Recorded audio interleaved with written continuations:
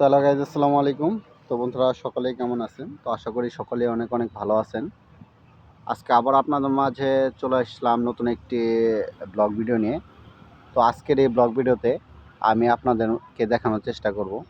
তো আমার যে সুন্দর যে ফুলের বাগান রয়েছে, তো এখানে কিন্তু আমি অনেকগুলো গোলাপ ফুল কিন্তু আমার এই বাগানে কিন্তু রোপণ করেছি, এবং এই ফুল গাছগুলোতে কিন্তু অনেক সুন্দর সুন্দর কিন্তু ফুল ফুটেছে। আপনারা দেখতেই পাচ্ছেন, এই যে অনেক সুন্দর একটি ফুল।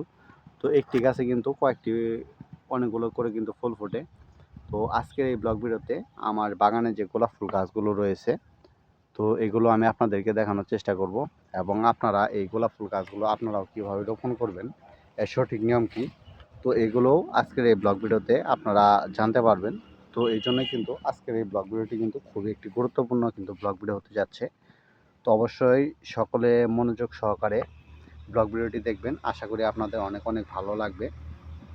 তো এই যে দেখতে পাচ্ছেন, এখানে যতগুলো গাছ রয়েছে, সবগুলো গাছই কিন্তু গোলাপ ফুল গাছ।